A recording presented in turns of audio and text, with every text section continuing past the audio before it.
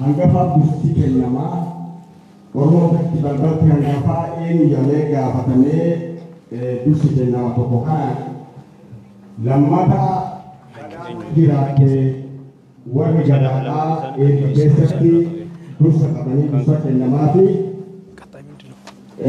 warga bila ada Oromo fiti biyom ni bursa kenyama da apa kolba kaja nitile hal kana nitile apa biyanti kantiken na ujira kana fu mati de go ayadi go besatti boni kenya kufan wana boni kenya sabe patane bi egatan karo kana tidak persuan kabulu kana fan duse wae eba seludura hal dure ebadati egatu kabulu fide go kabulu mala kate kalau karena dapat sudah ya ada karena kase amma akan diruti umri aniste angka humma Oromo dilite walim danu dusan abunat pakatana wa festivalina nebis wadi nagalo chagalo abulchu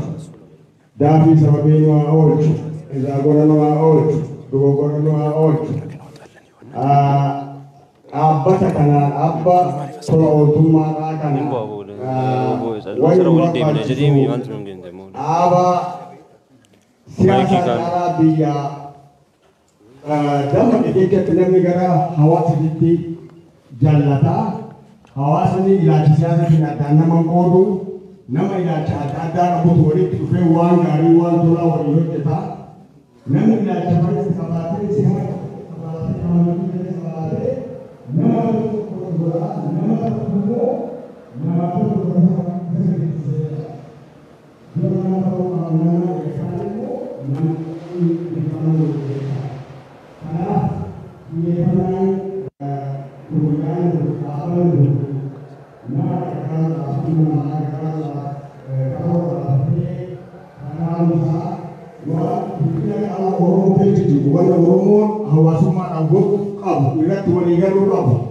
wale amantifi la siyasatin adana makon wa kurawali tufik wa taif apan hunaka gabatu wa ni le tagabe tunam ni le tagabe le tagabe tan rabbinu agar garunya dori kate tingo ba faltewa mika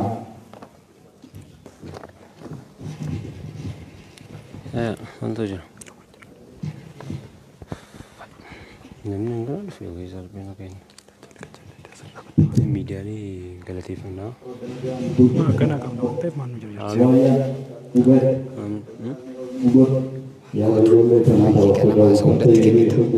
maalifi wanti kagasi jeke jira nama asonde tikini tana asmarra adana aso itu sibere jira amma na kenit rote kamu kaisan kada tanda yu pati ulufud wa bi tanuhan kena tinu dabar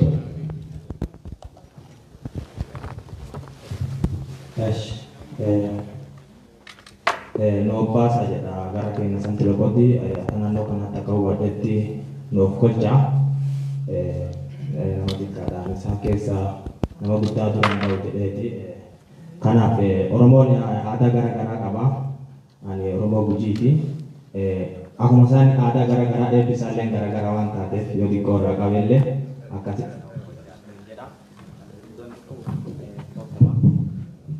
wake ayo wake apo wake jibu aja ati nuwa kage lagi nuwa takati kati nuangkat kauli oli nuangkat ati bali nagia tala nagia jana nagia ikala nagia tisen ulen nagia intati nagia mujan nagia wala munage arda munage koran munage kee munage ola munage dia kana nagia wakati bahasa nazangarga nudura pai nunage dikano nage goro nunage goro tenage sabi pinne nage Finfinnee akka Oromiyaan dhageesse.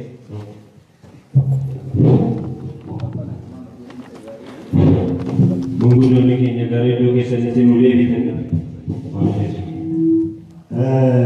Egaa ebbine nuufan caalaa wakka jirratti lammata ta'uurraa asumaanani ergaa tokko dabarsuu barbaade. Egaa Oromoo biratti Oromoon maqaa Oromummaatti beekuudhaaf yaadii godhaa jira.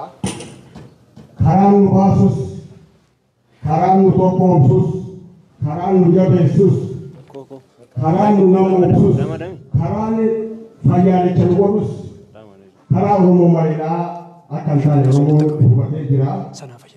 Garuu Oromummaatti deebi'uun waan xinnaa miti. Oromummaa baay'ee fagaannee jira. Sirna Oromoo biratti gadaa biratti wanna hundaa caalaa dursi kan kennamuuf dhugaadha. Gadaa waan biraatirraa adda kan taasisee dhugaadhaaf iddoo olaantummaa kennuudha. Waa hundaa dhugaatu caala jedhanii amanuu. Akkaallee hoo itti miidhaman itti wareegaman boru namni dhugaa karaa dhugaa deeme hin kufu jedhanii amanuu. Namni karaa dhugaa deeme duudhaa isaatti tola duuba isaatti tola dhimmoota itti jedhanii amanuu. Akka ta'e fageessanii yaadu. Kanaaf dhugaa keessaa immoo tokko namaaf yaadu. Egaa Oromoon akkuma beektan yeroo baay'ee Oromootummaa kanaanii hirphaa jedhan Oromoon walii hirpha turi. Oromoo keessatti namni hoo miidhamee hirphaa dirqama hirphaa kan qabu dura gosa walii hirphaa. Namni tokko gosa keessa tokko miidhame karaa irratti hin bahu kadhatu itti gaafatama nama rakkataa sanii kan bahu qabu gosa dhimma sanii hirphaa. Gargaarsi sunii tola ooltummaa waliin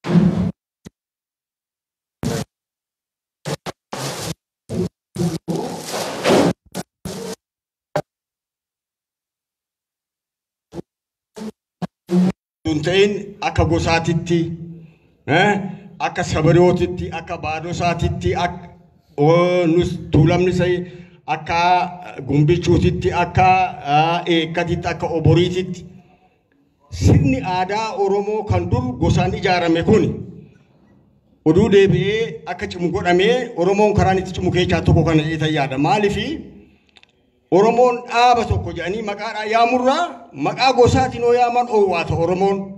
Maqaa gosaatiif wareegama kafaluu barbaada Oromoon. Hoo gosa maqaattiidhaan Oromoon waan qabullee kenna maqaa gosaatiin oo gaafatan. Gosa ofiitiif Oromoon waa hundaa godhuudhaaf duubatti waan hin deebineef aadaa Oromoo gosa dur Oromoon ittiin waliin gargaaru san Oromoon ittiin wal jabeessu san maqaa gosaa san laaffisuurra oduu deebifnee Oromoo gosaan wal barsiifnee wal qabsiifnee achirraa qabamee dhaabboleen akkanaa kun deeggarsa gosaatiin maqaa gosaatiin godhamanii amma Oromoo biratti wanni hundu gosti didhaa qabdi. Caalbaasuma godhanillee Oromoo biratti gosaan godhanii irra caalatti didhaan gazzaba kafala namni Oromoodhaa gosa ofiitiif dursa kenna gadaa ofiitiif miseensa ofiitiif dursa kenna Oromoon. Kanaaf Oromoo gosaan hoo ijaarame miseensan hoo ijaarame jechuudha. Miseensa gadaa shanantu jira gosatu jira. Gosti kun bu'uura Oromooti. Oromoon achirraa ka'ee Oromummaa ofii beekaa. Arsooma dura gosooma ofii beekaa. Oromummaa dura arsooma ofii beekaa. Dura gumbichu ta'uu isaa beekaa. Achirraa Obo ta'a, achirraa Tuulama ta'a, achirraa Oromoo ta'a. Bu'uurri isaa hundeen isaa gosarraa kaatee jirti Oromooni. Wal gargaarsi Oromootis dur gosarratti hundaa'e.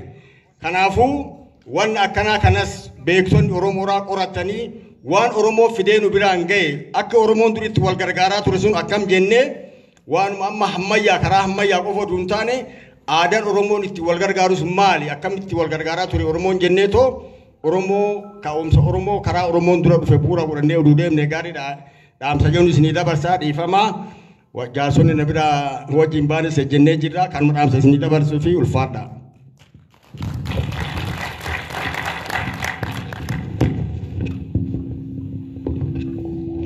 Egaa obbo Maammoon dhaamsa guddaa nu dabarsanii jiranii manguddoonni keenya gara iddoo isaaniitti akka nu deebi'an hamileedhaan nu gaggeessaa hamilee xixiqqaataa hamilee.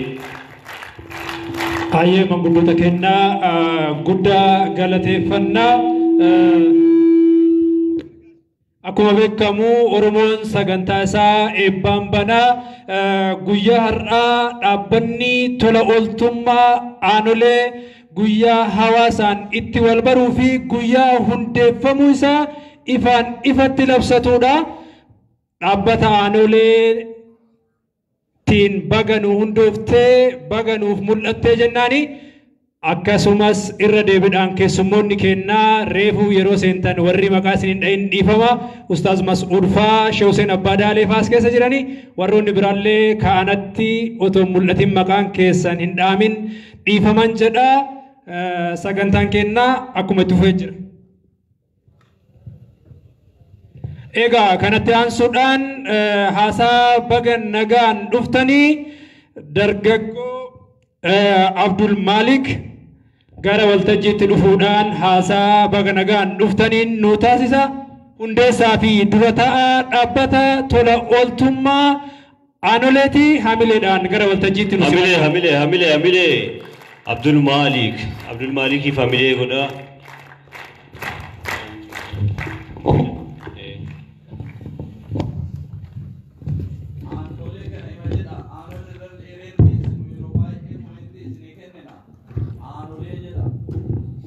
Okay, galatooma kabajamtoota hooggantoota mootummaa sadarkaalee garaagaraa irraa dhuftan kabajamtoota hayyoota keenyaa kallattii garaagaraa irraa dhuftan kabajamtoota abbootii amantaa kabajamtoota abbootii gadaa kabajamtoota misoomsota keenyaa deeggartoota fi keessummoota kallattii garaagaraa irraa sagantaa kana irratti argamtan anaa dhufu baga nagaan dhuftan isiniin jedha maqaa kootii fi maqaa dhaabbata tola ooltummaa aanoleetiin.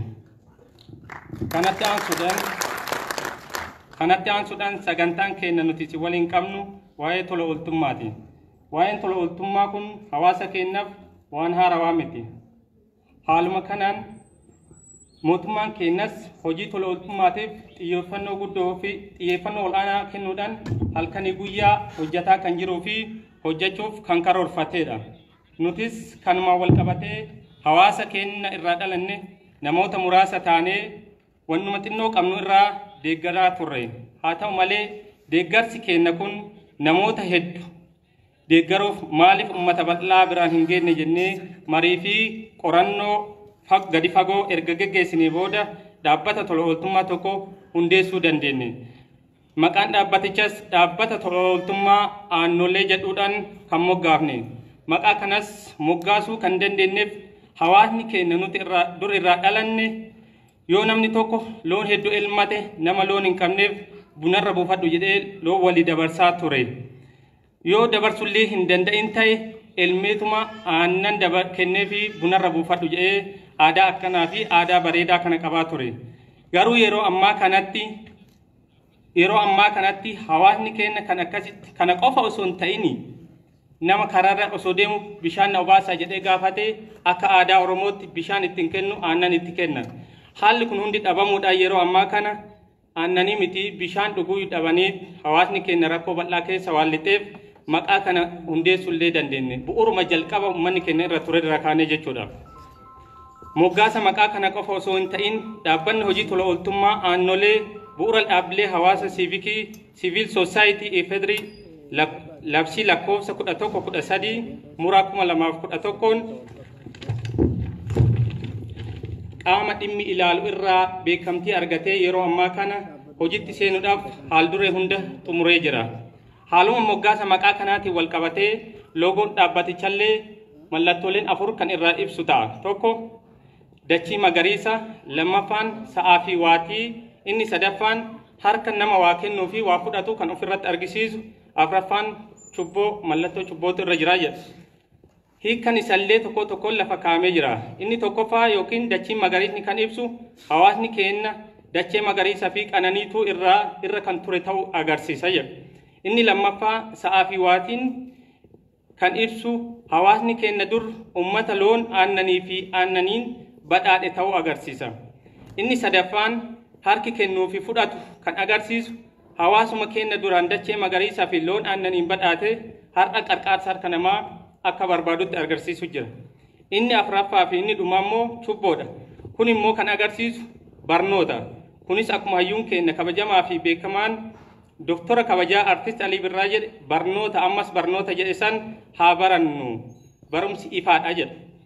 Kana jechuun lammii baratetu rakkoo walillee beeka rakkoo walirree furaa jechuudha.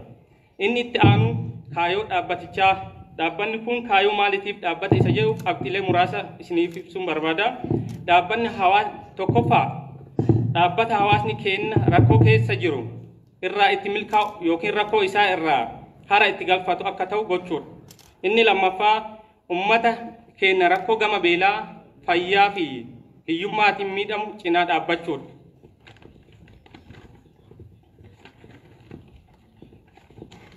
Qabxiin sadaffaa miidhaa balaa tasaa uumamaa fi namtolchee jireenya hawaasaa yoo gaaga'ame hawaasa miidhame cinaa dhaabbachuun tumsa namoomaa gochuudha.